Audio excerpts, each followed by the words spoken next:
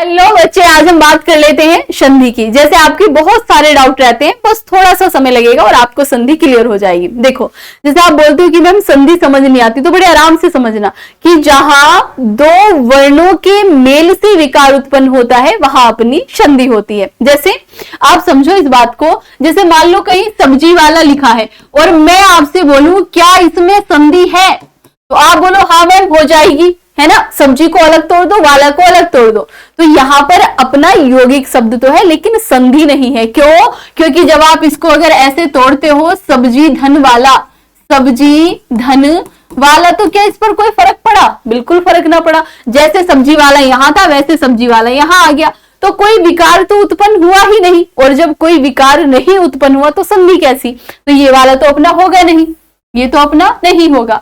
उसके अलावा जैसे मैं यहां पर लिखूं क्या विद्यार्थी, और मैं आपसे पूछूं क्या इसमें संधि है, तो आप बोलेंगे मैम बिल्कुल है। कैसे हो जाती है? जब आप इसको तोड़ोगे तो क्या हो जाएगा? विद्या धन अर्थी हो जाता है। अब यहां पर आ का मेल ए के साथ हुआ, किसका मेल? आ का मेल हुआ, किसके साथ हुआ? ए के साथ हुआ। इन दोनों ने मिलकर क्या बना दिया? आप बोलोगे दीर्घ आ बना दिया। विकार उत्पन्न हुआ या नहीं हुआ? है ना, तो यहां विकार उत्पन्न हुआ, तो ये कैसा हो जाता है? अपना संधि शब्द हो जाता है। फिर उसके बाद आपने पढ़ा कि जो संधि होती है वो तीन प्रकार की होती है। एक तो स्वर संधि होती है, दूसरी अपनी व्यंजन संधि होती है और तीसरी अपनी विसर्ग संधि होती है। अब ये स्वर संधि क्या है? तो जहां बच्चे स्वरों का मेल होता है वो अपनी स्वर संधि कहलाती है।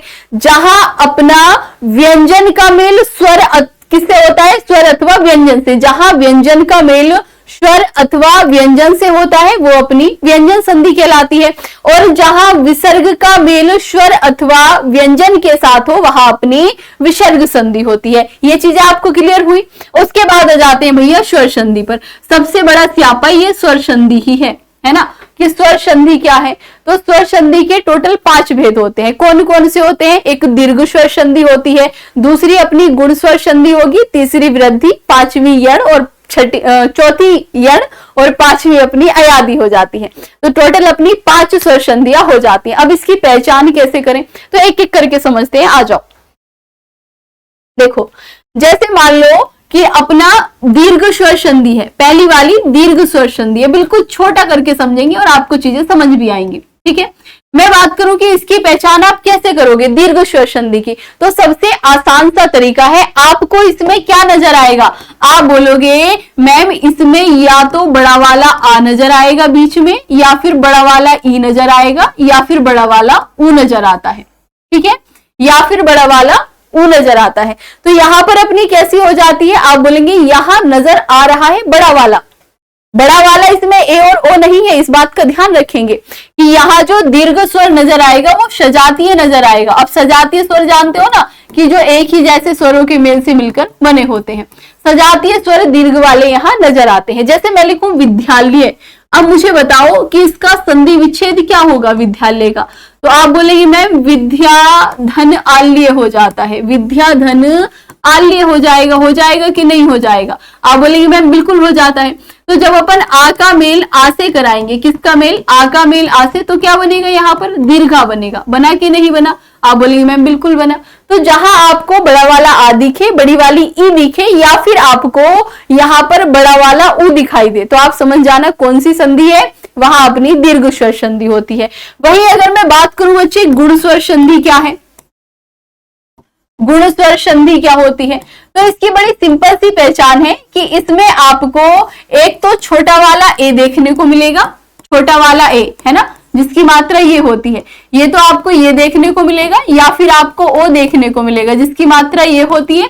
अगर ये दोनों भी ना नजर आए तो आपको अर देखने को मिलेगा, है ना। अर को जानते हो ना, इस तरह से ऊपर मान लो कि कोई शब्द रहे, यहाँ पर वर्ण रहे और इसके ऊपर ऐसे रा लगा हुआ मिलेगा, ठीक है। तो समझ जाना कि वो क्या हो जाती है, अपनी गुण स्वर संधि हो जाती है। कैसी संधि हो जाती है? गुण स्वर संधि हो जाती है। जैसे मैं लिखूं सूर्य धन उदय,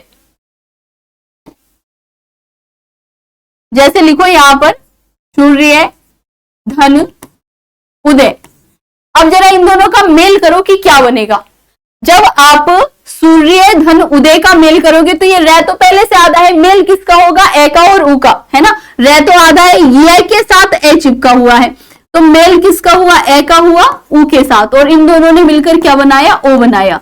तो यहां पर क्या बना बच्चे अपना, सूर्योदय बना। क्या बना यहाँ पर, सूर्योदय बना। तो यहां पर आपको नजर आया कि यहाँ पर छोटा वाला ओ बन रहा है कि नहीं बन रहा है, तो यहां अपनी गुण स्वर संधि हो जाती है। ठीक है भाई। वैसे अगर मैं बात करूं बच्चे वृद्धि स्वर संधि की, कि वृद्धि स्वर संधि क्या है ना, वृद्धि स्वर संधि क्या है, तो जैसे आपने गुण स्वर संधि में देखा कि छोटा वाला ए और छोटा वाला ओ आते हैं, वृद्धि स्वर संधि में थोड़ा सा बदल जाता है। यहाँ पर अपना एक तो दीर्घ ए आएगा, मतलब जिसपे ऐसे दो मात्रा लगी होती है, और या फिर आपको यहाँ पर दीर्घ ओ नजर आएगा। ठीक है, इस तरह से। तो यहाँ अपना कौन सा हो जाता है, आप बोलेंगे वृद्धि स्वर संधि। जैसे आपने पढ़ा होगा महोषध। अब मैं आपसे पूछूं कि महोषध में कौन सी संधि है, तो आप बड़ा आराम से बता पाओगे, आपको संधि विच्छेद करने की नहीं जरूरत, आप बड़े आराम से बता दोगे मैम इसके सिर पे हमें दो मात्रा लगी हुई दिख रही है ना, यानी ये अपना बड़ा वाला ओ लगा हुआ है। और जब आपको बड़ा वाला ओ लगा दिखेगा तो आप आराम से बता दोगे कि मैम यहाँ पर वृद्धि स्वर संधि है। अगर इसका संधि विच्छेद करना चाहो तो देखो महाधन औषध हो जाता है। क्या हो जाता है, महाधन औषध हो जाता है। तो यहाँ पर कौन सी होगी अपनी, आप बोलोगे मैम कौन सी हो जाती है, यहाँ अपनी वृद्धि संधि हो जाती है। जैसे ही ए वाला देख लो, जैसे क्या हो जाता है, मतैक्य हो जाता है। क्या हो जाएगा, मतैक्य हो जाएगा। अब देखो इसके सिर पे भी दो मात्राएं नाच रही हैं, है ना, तो बता सकते हो वृद्धि स्वर संधि है। क्या हो जाएगा, मत धन ऐक्य हो जाता है। क्या हो जाता है, मत धन ऐक्य हो जाता है। संधि विच्छेद करने की भी जरूरत पड़ेगी, बस देख लेना कि ऊपर बड़ी वाली दो मात्रा आ रही है, चाहे वो ए की हो चाहे वो ओ की हो, जहां भी आपको दो मात्राएं नजर आए वहां समझ जाना कि वृद्धि स्वर संधि है। उसके बाद आती है बच्चे अपनी यण स्वर संधि। अब यण स्वर संधि क्या है ना, यण स्वर संधि। यण स्वर संधि में क्या होता है, तो बच्चे आपको यहाँ पर या और वा के पहले आधा वर्ण देखने को मिलता ही मिलता है, या अथवा वा के पहले आधा वर्ण देखने को मिलेगा,